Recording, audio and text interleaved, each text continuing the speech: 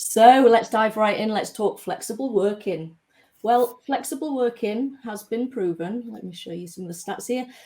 It's been proven to increase innovation by a huge 14%. It ramps up positive perceptions of culture by 36% and reduces burnout by 22%.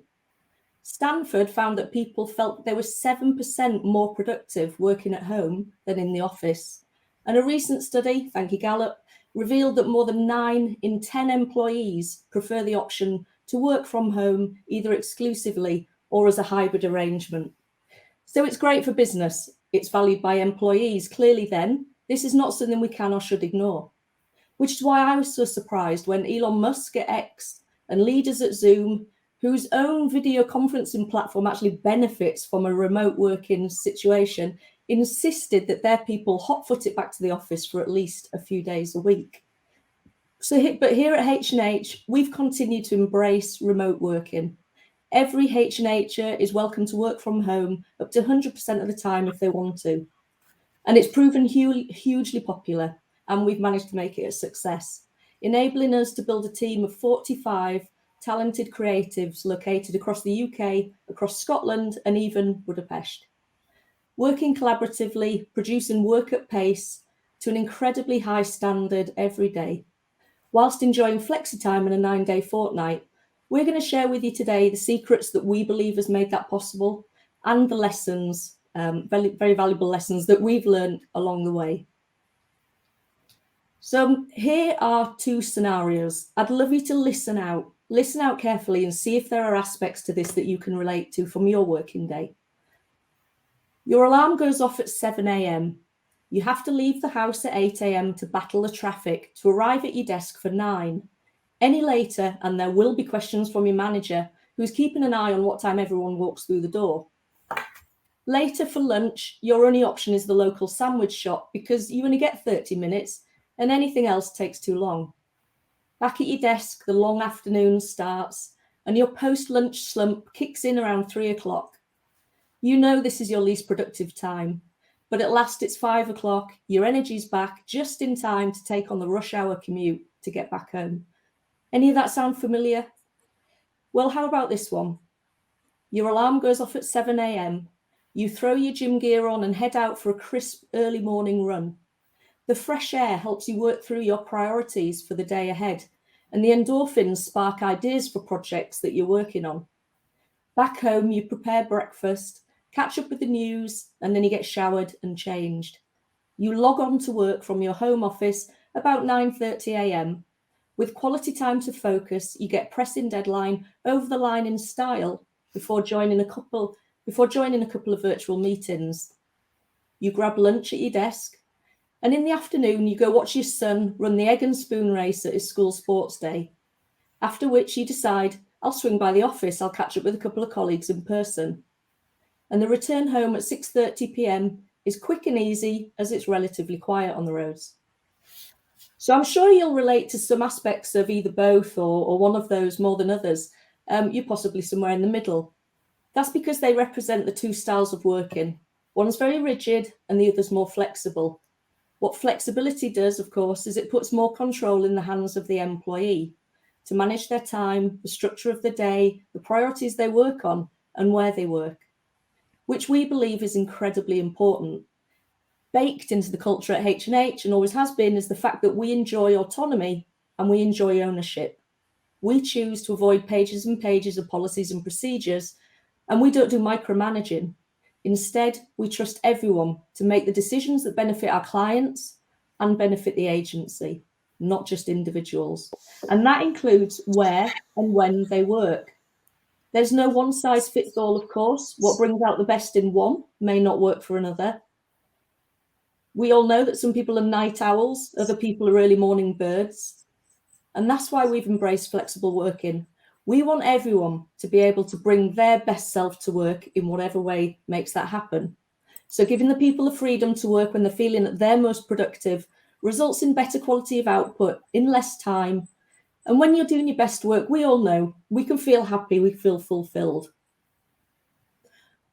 As I said, we're big advocates of flexible working, and in fact, we've embraced a range of the benefits over the years. They include Flexi time, as I've just said, letting people choose when their working day starts and ends. Compressed hours, reallocating those contract hours into fewer and longer blocks. Cathy's going to touch upon this with a 9-day fortnight shortly. We offer part-time working for some of our team. And we also offer fully remote or hybrid working from home all of the time, or a mix of office and home, but no rules as to when or how often. You know, looking back, it's funny. We were reflecting on this. It's funny because we actually offered flexi time before the pandemic. We were all able to take advantage of that. But most of the team stuck with a traditional 9-to-5 routine in the office, myself included. But when COVID hit, of course, the rapid switch to remote working, the switch to remote working for us went fairly smoothly, which I attribute to the fact that we were already using video conferencing tools. So that was surprisingly quick. But then home working in lockdown meant juggling childcare, homeschooling, shopping for elderly relatives and fighting over loo rolls in the supermarket aisles, along with the occasional bouts of COVID, of course. And suddenly flexi-time working really did come into its own. For many, it was a lifesaver, and for the agency, it was an eye-opener. Because we were used to jostling around a flip chart, clutching Sharpies, covering everything with Post-it notes, and mostly between the hours of 9 and 5. But suddenly, there was no flip chart. At least not when with scores of people around it anymore in the same place. So the likes of Mural quickly became our online equivalent. And then there was the plethora of different people's working hours to get used to. And this was the true test of flexible working. How could we continue producing awesome stuff efficiently whilst allowing people to work as and when they could? It very quickly became apparent to us that it wasn't just about the tools. It wasn't about the platforms or the technology, although of course they're very important. What stood out as being critically more important was the evolution of our mindset and culture. Our core values remained as relevant as ever, but there were other behaviours becoming just as critical. First up of those was trust. Now, I've heard business owners openly admit that they wouldn't offer or don't offer home working because they believe people get very little done. They claim that they would spend their time doing the vacuuming, shopping online for new threads, or checking out their Insta instead. But we truly believe that results matter more than where or when we work, and that everyone needs to take ownership of their contribution. So at H&H, we trust our people. We treat them as adults, as reliable professionals who take pride in their work. And they, in turn, they act with integrity, they deliver, they act responsibly. And there has been a couple of occasions or times where this trust hasn't quite worked two ways, but we haven't let those rare occasions spoil it for the rest of the team. Because autonomy on this level comes with greater responsibility. With remote working, people need to apply discipline, self-control, and we know that not everybody thrives in this situation, but that's why we recruit the people that we do. Ultimately, we're a team of creatives who collaborate. We can't just come and go as we please. We need to work together. So being thoughtful, considerate, and mindful of how our chosen working patterns can impact on others also started to become behaviours we really valued. Small decisions every day started having a big knock-on effect for other members of the team. For example, some find that working in an evening is the best time to get the peace and quiet they need to concentrate. But when they share their work, post questions, comments, or feedback, their teammates have often, by then, done a full day's work and are trying to relax and unwind. So how do we protect precious downtime? For those preferring to start at 7 a.m., say, and finish at 3 p.m., who deals with client requests or deadlines that land after they've gone? When people head off for 2 hours to enjoy the school play or endure, depends on your perspective, and there's a deadline looming, who makes sure it's honoured? All interesting conundrums, and we worked as a team to unpick them. In response, we all agreed to be virtually present between the hours of 10 a.m. and 3 p.m, which made life much easier when planning team and client meetings. We streamlined our comms channels to minimise the deluge of information coming our way as we logged on and off. We cleared more clutter by stripping back our Teams groups to the bare minimum. Because like us, you've no doubt lost a document and your mind in the ether that is the Teams chats and channels. And we started using notifications and tagging to flag urgent messages so that people were alerted, even if they weren't at the desks. This leads me on to the third and final behaviour that we all started to appreciate. And that's being diligent and transparent about your working hours in any one day, using diaries, status updates, calendar entries to let people know exactly when you're going to be around. Such clarity makes a massive difference when you work as a team and you rely on each other. It means you're not left hanging by someone who may or may not turn up, and you can plan around it. And we all agreed, and I'm sure you will too, that status messages like "gone to lunch" back in 30 minutes were utterly confusing, as no one knew exactly when that had even started. And as I share these, it strikes me how common sense they may sound, but these small things made a huge difference to flexible working, our flexible working experience.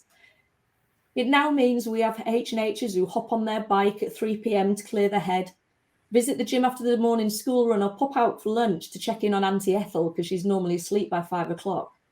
Or they can walk their dog before the sun disappears in winter. They may even be heading off to a reunion at a water park. I mean, who cares? Good on them. The key point here is that as long as our people are nailing their commitments at H&H, excuse me, what they do in their spare time is entirely up to them. Because what's more important is that happier, healthier people tend to produce better ideas more often, deliver better quality work, and have a much more positive outlook. So feeling chuffed that we'd successfully integrated true flexibility and managed to make it work, we then turned our attention to the 4-day week trial that was doing the rounds in the UK at that time. And I'm going to hand over to Cathy to hear more about how that went for us. Thanks, Han. Morning, everybody.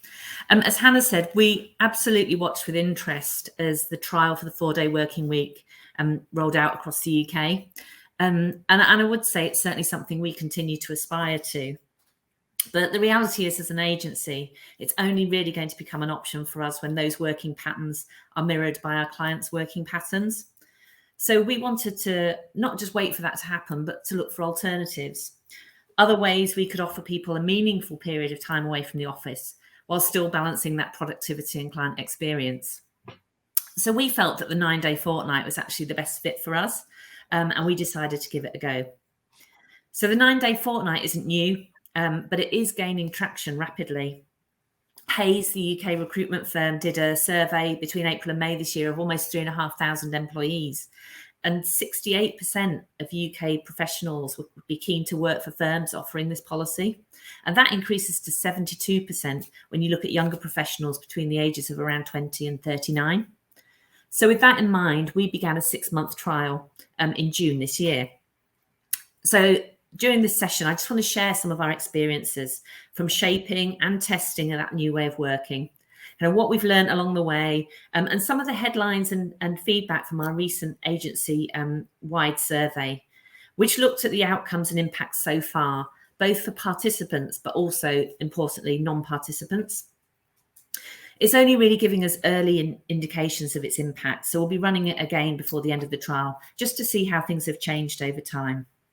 But firstly, what is a 9-day fortnight? There's a range of approaches out there. Some organisations take a blanket approach with everybody taking part.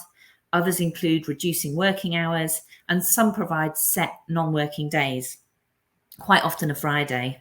But let me tell you about the approach we've adopted. So for our trial, participants are working the equivalent hours of a full-time employee over 2 weeks, Monday to Friday. The difference is that for someone working the 9-day fortnight, they work those hours over 9 longer working days rather than 10, which enables them to have 1 non-working day in the second week. And to make sure the trial was equitable for everyone, we also had to recalculate annual leave based on those longer days. Otherwise, trial participants would end up with a higher holiday allowance. So much the same as part-time working, we had to prorata people's leave. When we opened up the trial, around 50% of the agency signed up for the new working pattern.